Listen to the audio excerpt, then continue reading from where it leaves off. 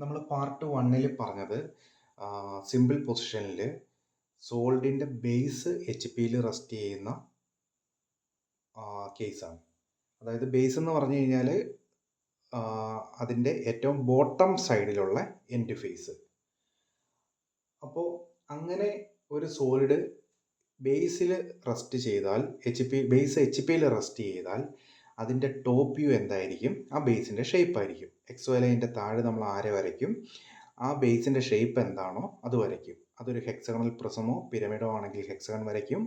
Square പ്രിസമോ square പിരമിഡോ ആണെങ്കിൽ നമ്മളൊരു square വരയ്ക്കും. പെൻറ്റഗണൽ പ്രിസമോ പെൻറ്റഗണൽ പിരമിഡോ ആണെങ്കിൽ നമ്മൾ എന്ത് വരയ്ക്കും? ഒരു പെൻറ്റഗൺ വരയ്ക്കും. ഒരു കോണോ സിലിണ്ടറോ ആണെങ്കിൽ നമ്മൾ എന്ത് വരയ്ക്കും? ഒരു സർക്കിൾ വരയ്ക്കും, അല്ലേ? ഇനി സെക്കൻഡ് കേസ്, നമുക്ക് ഈ സോൾഡിനെ സെക്കൻഡ് മൊഡ്യൂളിൽ നമുക്ക് ടിൽറ്റ് ചെയ്താണ് വരയ്ക്കേണ്ടത്.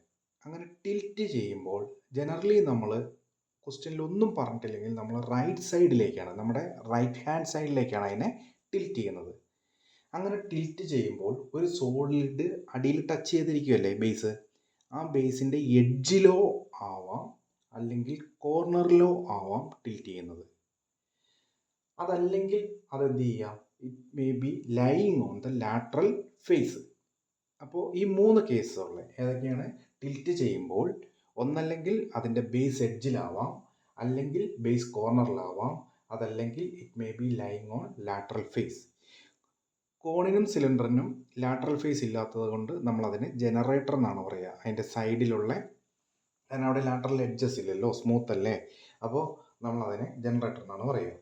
അപ്പോൾ ഈ കേസിൽ നമ്മൾ എങ്ങനെയൊക്കെ പ്രോബ്ലം അപ്രോച്ച് ചെയ്യും? Suppose base on H P ആണ്, പക്ഷെ ബേസ് എഡ്ജ് ആണ്. അങ്ങനെയാണെങ്കിൽ ഒരു സ്ക്വയർ പ്രിസമോ സ്ക്വയർ പിരമിഡോ, അതിൻ്റെ ടോപ്പ് വ്യൂ നമുക്ക് ഇപ്പോൾ അറിയാം എന്താണ്? ഒരു സ്ക്വയർ ആണ്. ആ സ്ക്വയർ എങ്ങനെ വരയ്ക്കും? ഈ റൈറ്റ് സൈഡിൽ ഒരു എഡ്ജ് വന്ന രീതിയിൽ വേണം ഈ സ്ക്വയർ വരയ്ക്കാൻ. ഓക്കെ, ഇനി ഇത് പിരമിഡ് ആണെങ്കിൽ ക്രോസ് ചെയ്ത് ലാറ്ററൽ എഡ്ജസ് വരയ്ക്കുക, മുകളിലേക്ക് ട്രയാങ്കിൾ വരയ്ക്കുക. പ്രിസം ആണെങ്കിൽ നേരെ മുകളിലേക്ക് പൊക്കി അതിൻ്റെ ഫ്രണ്ട് വ്യൂ എന്തായിരിക്കും? ഒരു റെക്റ്റാങ്കിൾ ആയിരിക്കും. ഓക്കെ, ആകെ നമ്മൾ എവിടെയാണ് വ്യത്യാസമുള്ളൂ? ടോപ്പ് വ്യൂവിലാണ്. അപ്പോൾ ഞാനതിൻ്റെ 2 കേസും കൂടി ഒന്ന് ഡിസ്കസ് ചെയ്യാം. ഇപ്പോൾ ഇതൊരു പ്രിസം ആണെങ്കിൽ എന്തായിരിക്കും? ഞാൻ നെയിമിങ് കൊടുക്കുന്നില്ല കേട്ടോ. നേരെ മുകളിലേക്ക് പൊക്കി ഇവിടെ ഒരു റെക്റ്റാങ്കിൾ ആയിരിക്കും. ഇതൊരു പിരമിഡ് ആണെങ്കിലോ, ഇതൊരു പിരമിഡ് ആണെങ്കിൽ ഇങ്ങനെ ക്രോസ് ചെയ്ത് ഇവിടെ നിന്ന് സെൻറ്റർ മുട്ടിച്ച് സെൻറ്ററിൽ മാത്രം ഹൈറ്റ് എടുത്ത് ഇതിവിടെ മുട്ടിച്ച് എന്തായിരിക്കും? നമുക്കൊരു ട്രയാങ്കിൾ കിട്ടും. ഇനി ഇതേ കേസ്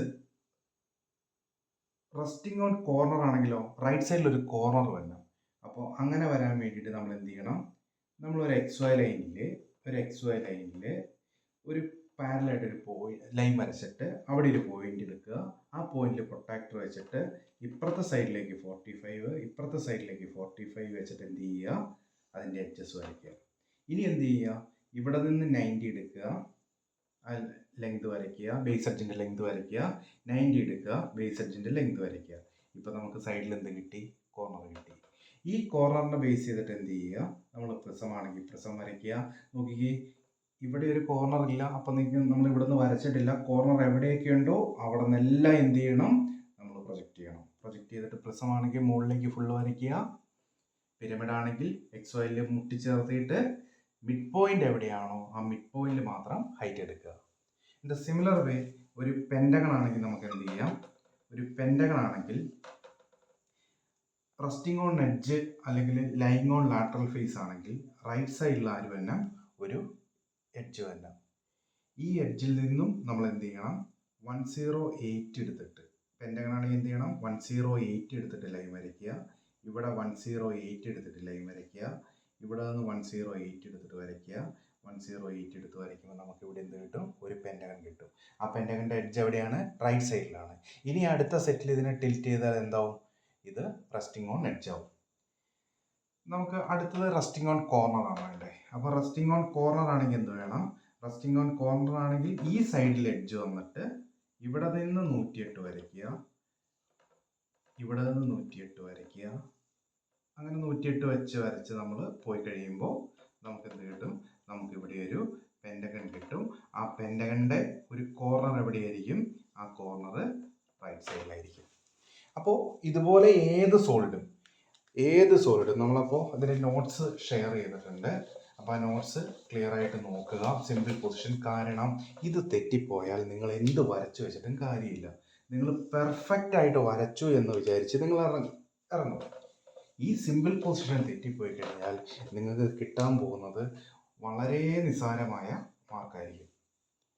അപ്പോൾ നമ്മളെല്ലാം വരച്ചിട്ട് കാര്യമില്ല. ഇത്രയും കാര്യങ്ങൾ നമ്മൾ കറക്റ്റാക്കി വരയ്ക്കണം. ഇതൊരു ട്രയാങ്കിൾ ആണെങ്കിലോ ട്രയാങ്കിളിൻ്റെ ഒരു എഡ്ജ് വരയ്ക്കുക. ട്രയാങ്കിൾ എങ്ങനെയാണ് വരയ്ക്കുന്നത്? ലെങ്ത് എടുത്ത് ആർക്ക് ഇവിടെ കട്ട് ചെയ്യുക. ആ സെയിം ലെങ്ത് എടുത്ത് ഇവിടെ കുത്തി ആർക്ക് കട്ട് ചെയ്യുക. ഇവർ തമ്മിൽ കണക്ട് ചെയ്ത് നമുക്ക് എന്ത് കിട്ടും? ഒരു ട്രയാങ്കിൾ കിട്ടും. ആ ട്രയാങ്കിളിൻ്റെ എഡ്ജ് എവിടെയാണ്? റൈറ്റ് സൈഡിലാണ്.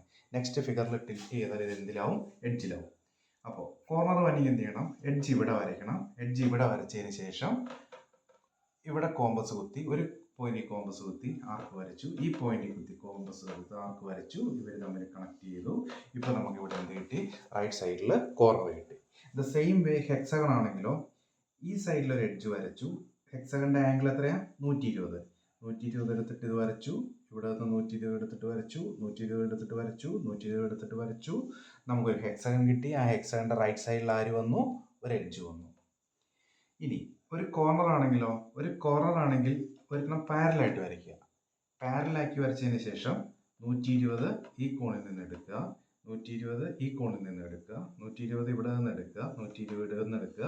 ഇവിടെ നമുക്ക് എന്ത് കിട്ടും? ഒരു ഹെക്സഗൺ റൈറ്റ് സൈഡിൽ കോർണറായിട്ട് കിട്ടും. ഒരു സിലിണ്ടറോ കോണോ ആണെങ്കിൽ നമ്മൾക്ക് ഇങ്ങനെ ഓർത്ത് പറയേണ്ട. കാരണം ഒരു സർക്കിൾ ആയിരിക്കും അതിൻ്റെ ടോപ്പ് വ്യൂ.